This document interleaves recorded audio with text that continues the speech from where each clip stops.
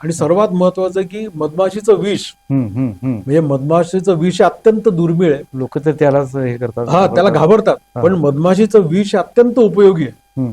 म्हणजे कॅन्सर, म्हणजे कर्करोग आणि आर्थरायटिस अशा रोगांवर तो एक इलाज आहे. त्या औषधात ते वापरलं जातं. हा. आणि आज म्हणजे तुम्हाला आश्चर्य वाटेल किंवा अनेक जणांना माहिती नसते की मधमाशीच्या 1 किलो मधमाशीच्या विषाची किंमत आज 1 कोटी रुपये. पुन्हा एकदा रिपीट करा. मधमाशीच्या 1 किलो विषाची किंमत 1 कोटी रुपये.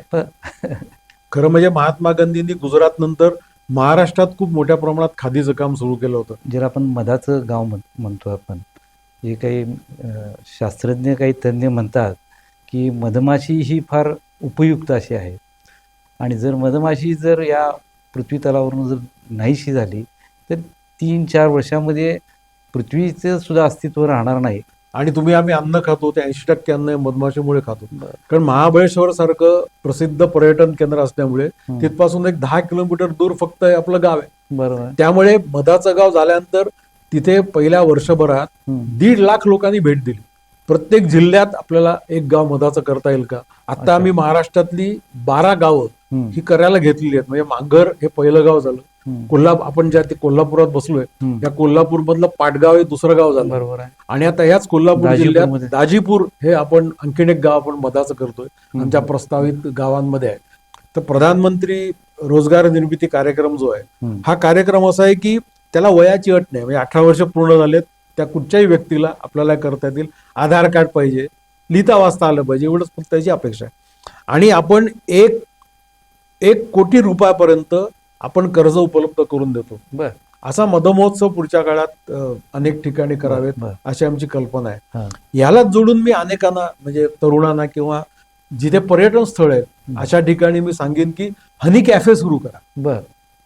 म्हणजे जिथे आज आपल्याला माहिती आहे की टी विथ हनी, म्हणजे चहा, coffee with honey, tea with honey, fruit salad with honey, ice cream with honey, honey chocolate, honey सरबत, असं हनी कॅफे आपण ज्याला म्हणतो, असं हनी कॅफे आज महाराष्ट्रात जवळजवळ नाहीच आहे. तेव्हा हनी कॅफे पुढच्या काळात आम्ही स्वतः महाबळेश्वरला आमच्या मंडळाच्या वतीने होणार आहे. आणि माझं तरुणांना किंवा कोणाला आव्हान आहे की हनी कॅफे आपण सुरू करणार असाल तर आपलं मंडळ तुम्हाला नक्की मदत करेल. नमस्कार, सकलमच्या विशेष मुलाखतीत आपलं स्वागत आहे. आज आपल्यासोबत आहेत महाराष्ट्र राज्य खादी व ग्रामोद्योग मंडळाचे अध्यक्ष श्री रवींद्रजी साठे. रवींद्रजी साठे यांनी यापूर्वी रामभाऊ म्हाळगी प्रबोधिनीत महासंचालक पदाची जबाबदारी पाहिली आहे. आता त्यांच्या नेतृत्वाखाली खादी आणि ग्रामीण उद्योगाला आधुनिक बाजारपेठ कशी मिळवून दिली जात आहे, तरुणांना व महिलांना रोजगाराच्या कोणत्या संधी उपलब्ध होत आहेत, यावर आज आपण त्यांच्याशी थेट संवाद साधणार आहोत. नमस्कार सर, सकलममध्ये आपलं स्वागत आहे. सर, आपण महाराष्ट्र राज्य खादी ग्रामोद्योग मंडळाचे सभापती आहात, अध्यक्ष आहात. तर हे ग्रामोद्योग मंडळ ही काही एक व्यावसायिक चळवळ नाही, तर हा आत्मनिर्भरतेचा एक मोठा विचार आहे असं मला वाटतं. तेव्हा या मंडळाची रचना कशी आहे, त्याचं वैशिष्ट्य काय आहे, त्याचा इतिहास काय आहे, हे मला जाणून घ्यायला मला आवडेल. सर्व श्रोत्यांना नमस्कार आहे. आणि सकलमनी ही संधी दिली त्याबद्दल आपल्या सर्वांचे मी आभार मानतो. एकतर अतिशय एका चांगल्या उपक्रमाला तुम्ही या माध्यमातून सर्वांपुढे नेत आहे. कारण खादी आणि ग्रामोद्योग मंडळ हे आपण जसं म्हणालात की आत्मनिर्भरतेकडे नेणारे एक चळवळ आहे, एका अर्थाने मोठा विचार पण आहे. बरोबर, तो एक विचार आहे. तर तो योग्य प्रमाणात सर्वांपर्यंत व्यापक प्रमाणात पोहोचणं हे अत्यंत आवश्यक आहे. आणि आज तुमच्या माध्यमातून सर्व जनतेशी संवाद साधायला मिळतोय, ही अतिशय आनंदाची गोष्ट आहे.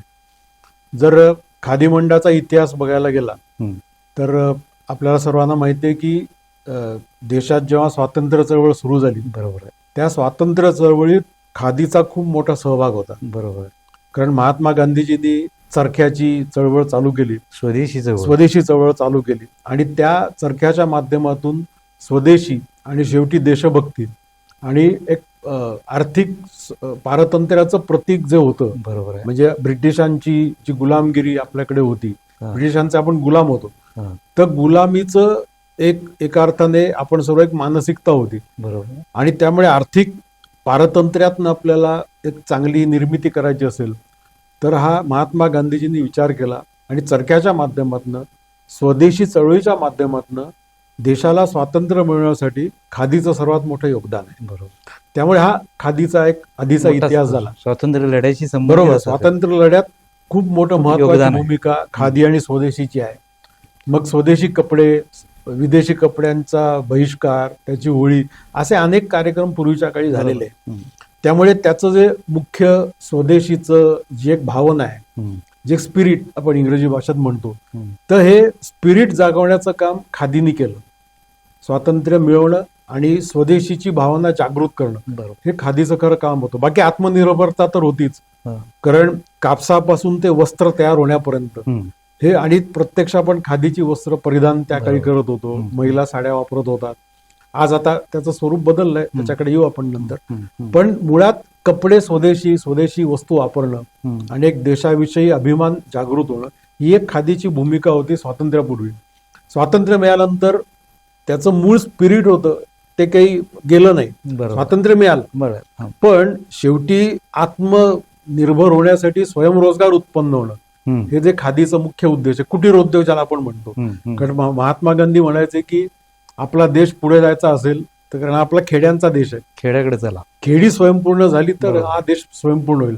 त्यामुळे कुटीरोद्योगाला चालना देणं हा खरा त्याचा मूळ उद्देश होता. बरोबर. आणि मग हाच उद्देश लक्षात घेऊन केंद्रीय स्तरावर 1957 साली खादी आणि ग्रामोद्योग आयोग निर्माण झाला, ज्याला खादी आणि विलेज इंडस्ट्रीज कमिशन म्हणतो. बरोबर. हा खादी आयोग केंद्रात सुरू झाला आणि मग पुढच्या 2-3 वर्षात प्रत्येक राज्यात ही खादी मंडळ झाली. अच्छा.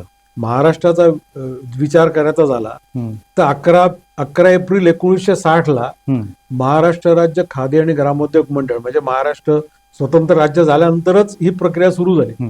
आणि मग हळूहळू 1962 साली प्रत्यक्ष आमचं कामकाज चालू झालं. हा खादी मंडळाचा इतिहास आहे. खादी मंडळाचं आणखीन एक वैशिष्ट्य महाराष्ट्राच्या हे असं आहे की खादी मंडळाचं स्वतःची स्वतंत्र घटना आहे, जी कुठच्याही राज्यात खादी मंडळाची घटना नाही. बाकी कुठल्याही राज्यात नाही, फक्त महाराष्ट्रात आहे. त्याची विशेषता आहे. त्यामुळे एक सभापती असतो, एक आम्हाला पूर्णवेळ IAS अधिकारी, भारतीय प्रशासन सेवेतील कार्यकारी अधिकारी, मुख्य कार्यकारी अधिकारी आमच्या मंडळात असतो. तसेच उद्योग विभागातले आणखीन एक 2 IAS ऑफिसर्स आमच्या मंडळ सभेचे सदस्य असतात. आणि खादी आणि आयोगाचा, केंद्रातल्या खादी आयोगाचा महाराष्ट्राचा संचालक, अशा 5 जणांची मंडळ सभा आहे. त्यामुळे असं एक स्वतंत्र अस्तित्व या सगळ्या खादी मंडळाचं आहे. त्यामुळे 60 साली प्रत्यक्ष नोंदणी झाली आणि 1962 साली प्रत्यक्ष कामकाज चालू झालं. आणि खूप मोठी मंडळी, म्हणजे मला तर 1 डिसेंबर 2022 पासून मला जबाबदारी मिळाली. पण आधीचा जर विचार केला तर 20 पागे, म्हणजे जी पागे योजना संपूर्ण देशात प्रसिद्ध होती, ज्याला आपण रोजगार हमी योजना म्हणतो, जी पागे योजना म्हणून प्रसिद्ध होती, तर 20 पागे या मंडळाचे 17 वर्ष सभापती राहिलेले आहेत. नंतर प्रभाकर कुंटे, बाळासाहेब भारदे, शिरूभाऊ लिमये, अशी मोठमोठी माणसं, शांताराम बापू करमळकर, अशी मोठमोठी माणसं, मोठमोठ्या व्यक्ती, थोर व्यक्ती या मंडळाच्या सभासद राहिलेल्या आहेत. आणि ज्या 20 पाग्याने रोजगार हमी योजना सुरू केली, केंद्रात 2004 साली तीच मनरेगा नावाने योजना सुरू झाली. किंवा आज आपल्या देशाच्या प्रधानमंत्र्यांनी ती 2 वर्षांपूर्वी प्रधानमंत्री विश्वकर्मा कौशल्य योजना सुरू केली. त्याचं मूळ महाराष्ट्रातच आहे. जे पाग्यांनी कारागीर रोजगार हमी योजना सुरू केली, त्याचं ते आज विस्तारित स्वरूप आहे. त्यामुळे हे असा मंडळाचा इतिहास आहे आणि मंडळाची सगळी पृष्ठभूमी आहे. फार मोठा इतिहास या मंडळाला आहे. आणि मध्ये माझे बोलताना खादी जे काही मंडळ, ज्या संस्था आहेत महाराष्ट्रात, त्याची काय स्थिती आहे आता? नाही, आता आमच्या नावामध्ये महाराष्ट्र राज्य खादी आणि ग्रामोद्योग मंडळ असं आहे. पण मला सांगायला थोडीशी खंत वाटते की प्रत्यक्ष खादी वस्त्र निर्मितीचं काम महाराष्ट्रात इतर राज्यांच्या तुलनेत खूप मागे होता, आपण खूप कमी आहे. याचं कारण सांगतो तुम्हाला काय. खरं म्हणजे महात्मा गांधींनी गुजरात नंतर महाराष्ट्रात खूप मोठ्या प्रमाणात खादीचं काम सुरू केलं होतं. आज आपण वर्ध्याला जर गेलो, चरखे मोठ्या प्रमाणात, बरोबर, चरखे मोठ्या प्रमाणात आहेत तिथे. आजही काही ठिकाणी चांगलं काम चालतं. तर महाराष्ट्रात एकेकाळी 72 खादीच्या संस्था सुरू होत्या. खूप मोठ्या प्रमाणात काम आपल्याकडे असायचं. चंद्रपूरमध्ये तर एक संस्था आहे, ती म्हणजे कापूस निर्माण करण्यापासून ते, म्हणजे कापसाच्या शेतीपासून ते तुम्हाला खादीचं वस्त्र करण्यापर्यंत एक संस्था काम करते. अशा संस्था महाराष्ट्रात आहेत. पण दुर्दैवाने काय झालं की खादी संस्थांना खूप मोठं आर्थिक संकट हे निर्माण झालेलं आहे. कारण एकेकाळी आपले राज्य सरकार हे सगळ्या खादी संस्थांना प्रोत्साहन देण्यासाठी त्यांना अनुदान देत होतं. 2009 पर्यंत हे सगळं अनुदान चालू होतं, पण काही तांत्रिक कारणांमुळे ते अनुदान बंद झालं आणि ज्या 72 संस्था होत्या या 72 संस्थांच्या सर्व कार्यपद्धतीवर परिणाम झाला त्याचा आणि त्यामुळे हळूहळू त्या रोडावल्या गेल्या आणि आज 15 ते 20 संस्था केवळ चालू आहेत. त्यामुळे महाराष्ट्रात खादी वस्त्र म्हणून चित्र आज चांगलं नाही इतर राज्यांच्या तुलनेत. खादी निर्मिती करायला पाहिजे. बरोबर आज आम्ही ते हातात घेतलंय कार्य आणि मी सभापती झाल्यानंतर 3-4 वेळा सर्व खादी संस्थांची बैठक घेतली, ज्या कुठच्या चालू बंद सगळ्या संस्थांचे प्रतिनिधी, आणि सगळ्यांना एक विश्वास दिला की जे अनुदान तुम्हाला मिळत होतं हे अनुदान पुन्हा सरकार आपल्याला उपलब्ध करून देईल असे आम्ही आता प्रयत्न करतोय. ते पुढच्या काही दिवसात आपल्याला चांगलं स्वरूप त्याचं नक्की चांगलं चित्र या निमित्तानं आपल्याला पाहायला मिळेल कार्यकर्ते. कारण नाही आपण एक तुमचं दुसरे एक उपक्रमाकडे बोलूया, तिची चर्चा फार होते, ते फार आम्ही ऐकतोय, ते ज्याला आपण मधाचं गाव म्हणतो आपण.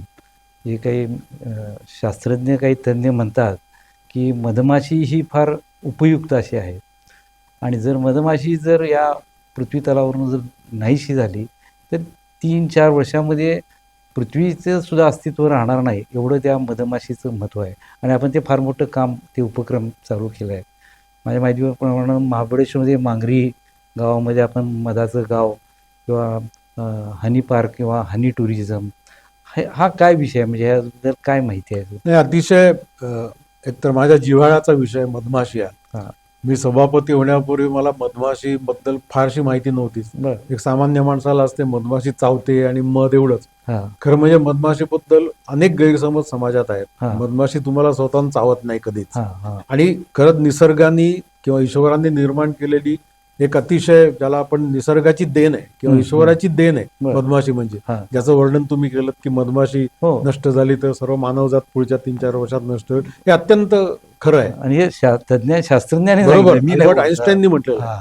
त्यामुळे मधमाशीचं निसर्गाच्या संरक्षण करण्यात, त्याचं निसर्गाचं सगळं संवर्धन करण्यात हे खूप मोठं त्याचं योगदान आहे मधमाशीचं. आणि आम्ही अन्न खातो ते 80% अन्न मधमाशीमुळे खातो. त्यामुळे निसर्गाने किंवा ईश्वराने निर्माण केलेली खूप मोठी एक सजीव कलाकृती आपण ज्याला म्हणू, अशी ती एक मोठी एक निसर्ग आपल्या मोठा घटक आहे. त्यामुळे मधमाशीबद्दल तर आपण कृतज्ञताच बाळगली पाहिजे खरं म्हणजे, एवढं त्याचं महत्व आहे. आणि हा सगळा मधमाशी पालन हे मोठ्या व्यापक प्रमाणात व्हावं, कारण हा एक आर्थिक रोजगार निर्माण करणारा एक उद्योग व्यवसाय आहे. म्हणजे पर्यावरणाचं रक्षण तर होतच, त्याच वेळेला तुमचा आर्थिक रोजगारही निर्माण होतात.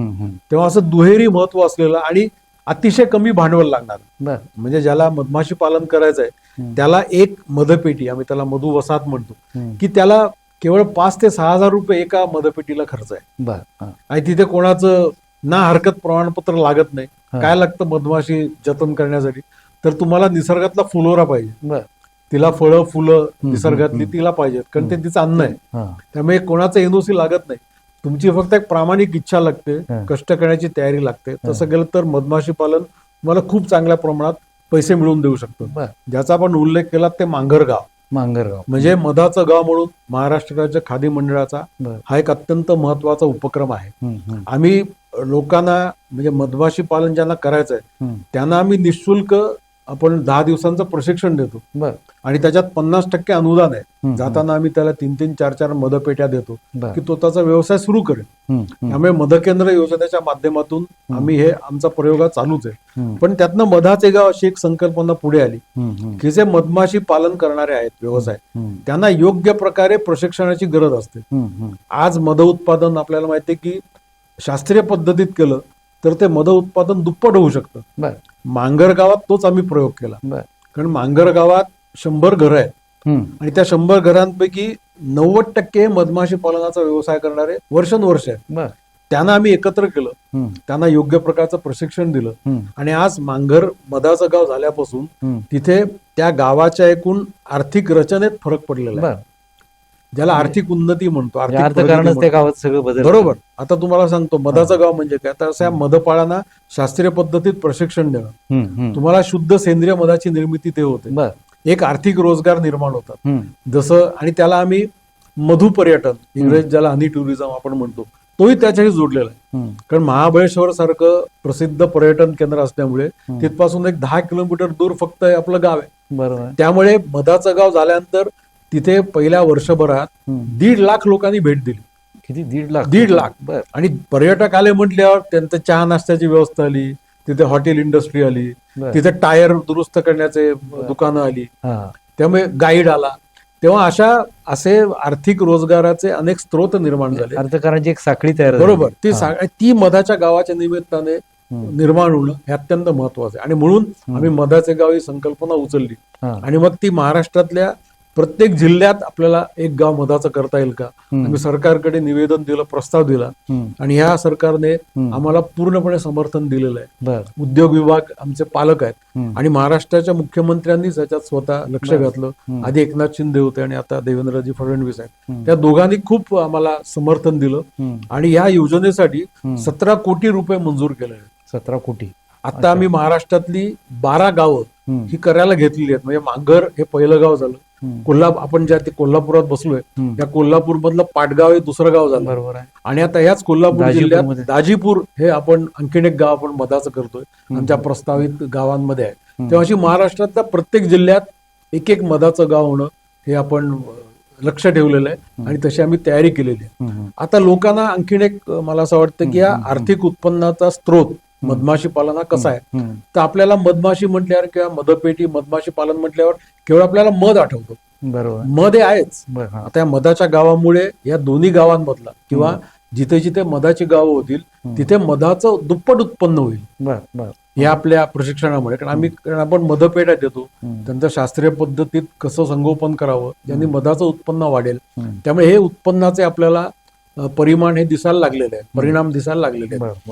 आता मध हा केवळ एकच त्याचं उत्पादन नाहीये मधपेटीपासून, तर अनेक लोकांना माहित नसतं की त्याला उपपदार्थ त्याची बरोबर मेण आपण ज्याला म्हणतो की मधमाशीच्या पेटीपासून, मधमाशीच्या पोळ्यापासून मेण मिळतं आपल्याला, वॅक्स म्हणतो आपण, आणि ते कॉस्मेटिक्स मध्ये किंवा अशा सौंदर्य प्रसाधन आहेत त्याच्यात ते वापरलं जातं, किंवा मेण त्यातनं आपल्याला मिळतं.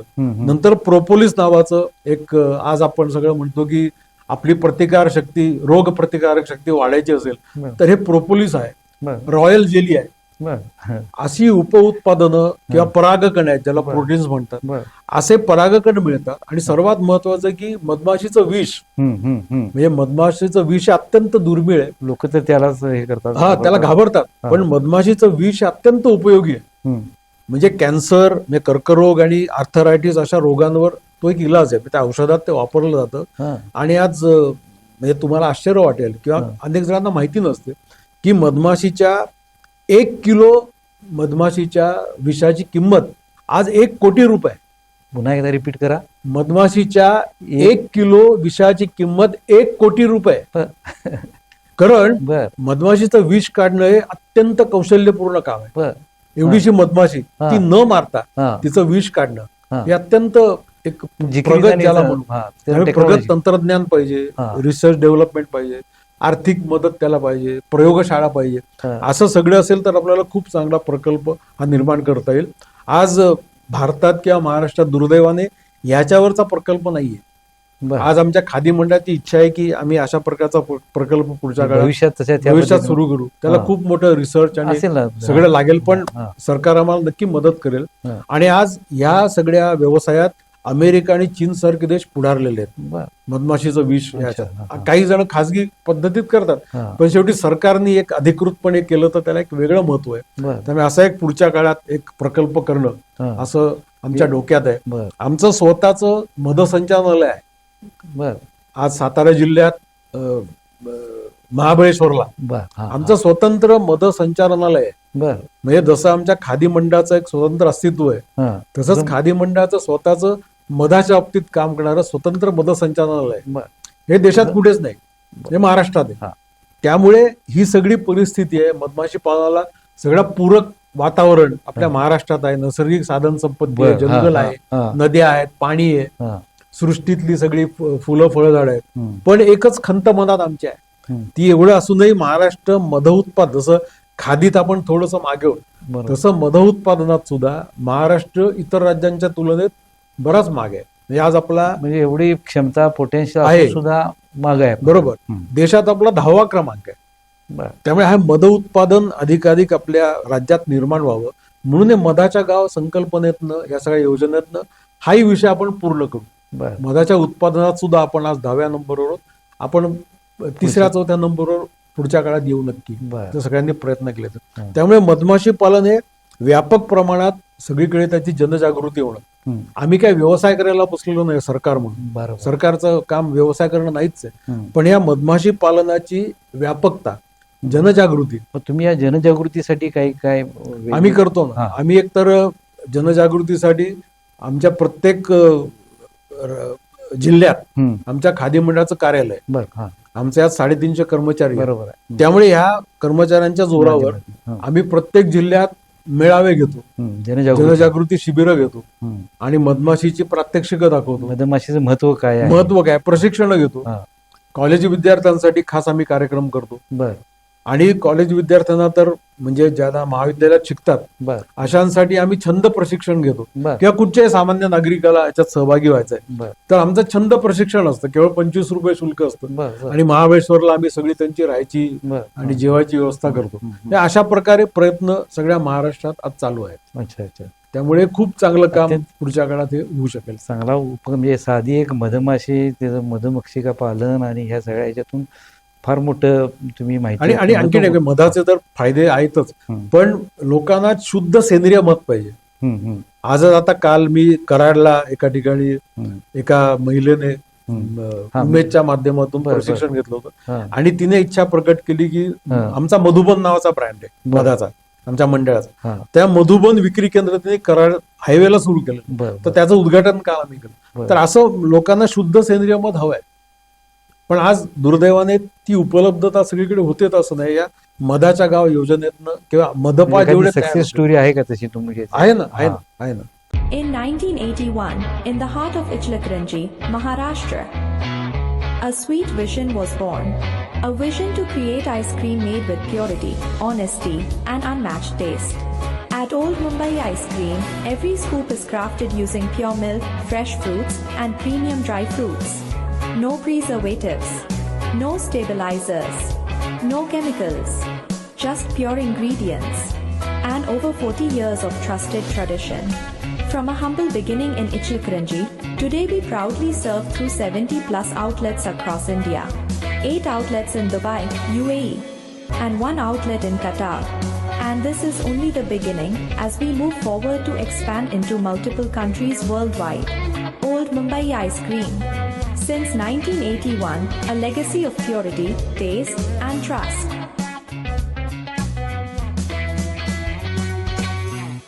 तेव्हा आज आमच्या माध्यमातून 4000 जणांना आम्ही प्रशिक्षण दिलेलं आहे महाराष्ट्रातल्या. त्यामुळे ही मधकेंद्र योजना जी आहे, या मधकेंद्र योजनेतनं असे मधपाळ आम्ही निर्माण करतो आणि ते जे मध निर्माण करतात तो आम्ही विकत घेतो, म्हणजे हमी भावाने विकत घेतो. बरोबर. त्यामुळे एका अर्थाने महाराष्ट्रात मधक्रांती होण्याची आवश्यकता आहे आणि ती मधक्रांती होण्याच्या दिशेने मधाचं गाव हे त्याचं पाऊल आहे असं मला वाटतं. म्हणजे काय हरकत नाही, तुमच्या शुभेच्छा. आता महाराष्ट्र आहे ते मधराष्ट्र व्हावं आणि ती होईल तुमच्यासारखी नेतृत्व असेल तर. दुसरा एक शेवटचा आणि महत्त्वाचा प्रश्न आहे, आजचा जो तरुण वर्ग आहे ग्रामीण भागातला खास करून आहे, म्हणजे ग्रामोद्योग आहेत, लघु उद्योग जे आहे तो नोकरीच्या मागं धावताना दिसतो. या नोकरीच्या मागं जाणारा जे ग्रामीण भागातला जो तरुण वर्ग आहे त्यांना नवीन रोजगाराच्या संधी तुमच्या महामंडळातर्फे काय आहे, त्या काय काय योजना आहेत, ते कोणत्या योजनांचा ते लाभ घेऊ शकतात? अतिशय उत्तम प्रश्न तुम्ही विचारलात की आज आपल्या भारताचीच लोकसंख्या एवढी विशाल आहे, ह्या सगळ्यांना नोकऱ्या उपलब्ध होणं हे म्हणजे फारच अवघड आहे. त्यामुळे स्वयंरोजगार किंवा भारताला आत्मनिर्भर बनवण्याचं असेल, आपले माननीय प्रधानमंत्री नेहमी म्हणतात की आत्मनिर्भर भारत, तर खरंच आत्मनिर्भर भारत होण्यासाठी इकडचा तरुण, इकडचा युवक, इकडच्या महिला किंवा ज्यांना रोजगार नाहीये अशांना स्वयंरोजगार उपलब्ध होणं हे अत्यंत गरजेचं आहे आणि तोच खरा मार्ग आहे बरोबर. आपल्या आर्थिक प्रगतीचा. आणि राज्य खादी मंडळ तेच काम करत आहे बरोबर की इकडचे जे बेरोजगार आहेत, तरुण आहेत, महिला आहेत, कोणी म्हणजे अशांना रोजगारच्या संधी उपलब्ध करून देणं ते खादी मंडळाचं मुख्य काम आहे. बरोबर. त्याच्यासाठी आमच्या एक 3 योजना आहेत. म्हणजे मदकेंद्र योजना एक मधमाशी पालनासाठी आहे, पण त्याच्या व्यतिरिक्त प्रधानमंत्री रोजगार निर्मिती कार्यक्रम, मुख्यमंत्री रोजगार निर्मिती कार्यक्रम आपल्या महाराष्ट्राचा आणि प्रधानमंत्री विश्वकर्मा कौशल्य योजना, अशा 3 योजना आहेत. 2 केंद्र सरकारच्या, 1 राज्य सरकारची. या तिघांची कार्यवाही आमच्या मंडळाच्या माध्यमातून होते. त्याच्यासाठी जनजागृती मेळावे सगळे होतच असतात. या योजना काय आहेत तर प्रधानमंत्री रोजगार निर्मिती कार्यक्रम जो आहे हा कार्यक्रम असा आहे की त्याला वयाची अट नाही. म्हणजे 18 वर्ष पूर्ण झालेत त्या कुठच्याही व्यक्तीला आपल्याला करता येतील. आधार कार्ड पाहिजे, लिहिता वाचता आलं पाहिजे, एवढंच फक्त त्याची अपेक्षा आहे. आणि आपण 1 कोटी रुपयापर्यंत आपण कर्ज उपलब्ध करून देतो. आणि त्याच्यात 35% अनुदान आहे. सबसिडी महिला आणि काही विशेष वर्गात 35% सबसिडी अनुदान आहे. आणि त्याच्यात तुम्ही कोणताही उद्योग सुरू करू शकता.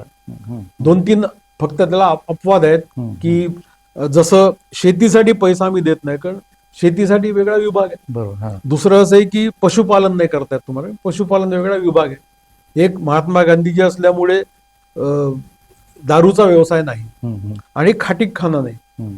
असे 4 हे क्षेत्र सोडली तर ज्याला इंग्रजीत स्काय इज द लिमिट म्हणतो, त्या कुठच्या व्यवसायाला आपल्याला याच्यात सुरू करता येईल.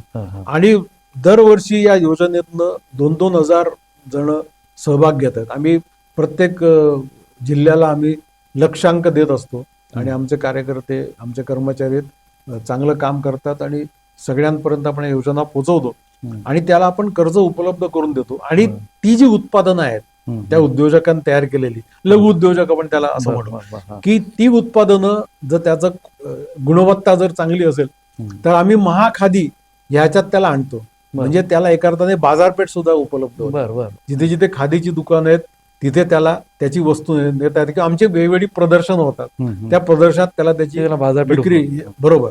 आणि ह्या सगळ्याला विषयाला प्रोत्साहन देण्यासाठी आम्ही उद्योग भरारी पुरस्कार सुरू केला. म्हणजे अशी कर्ज घेऊन जे यशस्वी उद्योजक आहेत महाराष्ट्रातले यांना पुरस्कार, उद्योग भरारी पुरस्कार असा आम्ही सुरू केला, प्रोत्साहन देण्यासाठी ग्रामीण भागातल्या जो कोण उद्योजक आहे त्याला. तसाच पुरस्कार आम्ही मधमाशी पालन करणाऱ्यांना सुद्धा देतो. त्याला आपण नाव दिलंय मधुमित्र आणि मधुसखी पुरस्कार. तोही आम्ही सुरू केला गेल्या 3 वर्षांपूर्वी की मधमाशी पालन करणाऱ्यालाही एक प्रोत्साहन मिळालं पाहिजे. तो एक व्यवसाय, त्यामुळे त्यालाही प्रोत्साहन मिळालं पाहिजे म्हणून तो आम्ही मधुमित्र आणि मधुसखी पुरस्कार असा सुरू केला आणि उद्योग भरारी महिलांचं सबलीकरण आणि मधुसखी पुरस्कार बरोबर हा तुमचा हेतू आहे. बरोबर. त्यामुळे पंतप्रधान रोजगार निर्मिती कार्यक्रम ही एक योजना आहे. याच धर्तीवर आपल्या राज्याने मुख्यमंत्री रोजगार निर्मिती कार्यक्रम सुरू केला. फक्त त्याला वयाची अट आहे 18 वर्ष पूर्ण आणि 45 वयोमर्यादा त्याच्यात घातलेली. बाकी सगळे अटी त्याच आहेत किंवा ज्याला अनुदान त्याच पद्धतीत आहे. तर ह्या 2 योजना आपण करतो ज्यातनं अनेक उद्योजकांना चालना मिळते, लघु उद्योग सुरू करता येतात. आणि तिसरी आहे ती प्रधानमंत्री विश्वकर्मा कौशल्य योजना. म्हणजे आज आपण 12 बलुतेदार एकेकाळी आपण म्हणत होतो, या सगळ्या कला आहेत. हे सगळे बरोबर, हे सगळे पारंपरिक पद्धतीत काम करणारे सगळे ग्रामीण कारागीर आहेत. तर याही कला हळूहळू लुप्त होत चालल्या होत्या. पण याही सगळ्या कलांना एका अर्थाने ते कौशल्य आहे ग्रामीण भागातलं, यालाही बळ मिळावं म्हणून आपल्या देशाच्या प्रधानमंत्र्यांनी 3 वर्षांपूर्वी ही योजना सुरू केली. त्याला 13,000 कोटी रुपयांचं एकूण त्याला अनुदान दिलेलं आहे या सगळ्याला. आणि ती योजना सुद्धा विश्वकर्मा योजना आपल्या माध्यमातून महाराष्ट्रात आपण चालवतोय. आणि मला सांगायला आनंद आहे की विश्वकर्मा योजनेत महाराष्ट्र सर्व भारतात या 3ऱ्या क्रमांकावर आहे. त्यामुळे खूप चांगली ज्याला कारागिरी आपण ज्याला म्हणतो, कौशल्य आहे, या कौशल्याला प्रोत्साहन देण्यासाठी योजना आहे. आणि त्याच्यात मोदी सरकारने अनेक म्हणजे आपण ज्याला म्हणतो की कुलूप किल्ली करण्याचा सुद्धा त्याच्यात कला आहे.